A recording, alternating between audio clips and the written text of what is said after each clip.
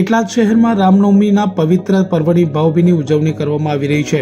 તપન હોસ્પિટલની બાજુમાં આવેલા રામજી મંદિર ખાતે વિશેષ કાર્યક્રમોનું આયોજન કરવામાં આવ્યું. મંદિર પરિસરને આકર્ષક લાઇટ ડેકોરેશનથી સજાવવામાં આવ્યું હતું, જે ભક્તોમાં વિશેષ આકર્ષણનું કેન્દ્ર બન્યું હતું. આ પ્રસંગે શ્રી રામ, લક્ષ્મણ અને માતા જાનકીની મૂર્તિઓનું ભવ્ય અભિષેક કરવામાં આવ્યો હતો.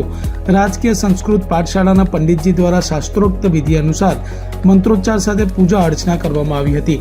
મોટી સંખ્યામાં ભક્તોએ ભગવાનના દર્શન કરી આશીર્વાદ પ્રાપ્ત કર્યા હતા.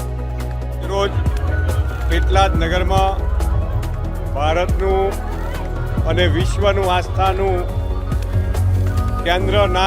કેન્દ્ર બિંદુ એટલે ભગવાન રામચંદ્રજી, રામ, લક્ષ્મણ, જાનકી ને સાથે હનુમાનજી મહારાજ જ્યારે આજે પેટલાદમાં રામનવમીના પવિત્ર દિવસે નગર ચર્ચાએ નીકળી રહ્યા છે, ત્યારે આજ રોજ નિજ મંદિરમાં ભગવાન રામચંદ્રજીની સીતા માતા સાથે લક્ષ્મણજી મહારાજ, હનુમાનજી મહારાજ સાથે આજે દર્શન અને આરતીનો લાભ લઈ અને આ શોભાયાત્રા આજે પેટલાદ નગરમાંથી પ્રસ્થાન થઈ રહી છે.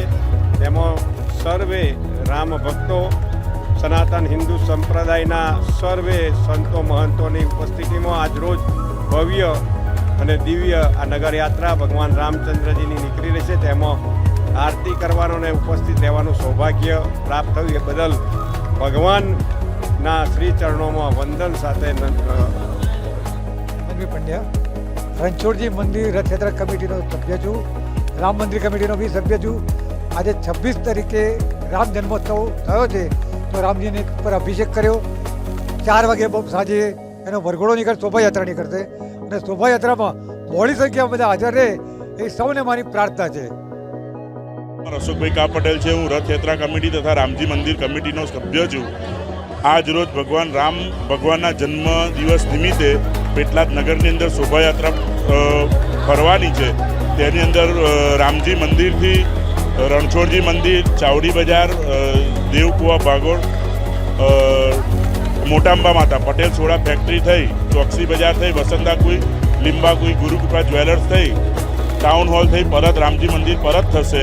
અને એની અંદર 2 ડીજે, 3 ટ્રેક્ટર, ભગવાન રામની એક રથ છે અને લાલજી ભગવાનની પાલખી પણ સાથે જોડાવાના છે.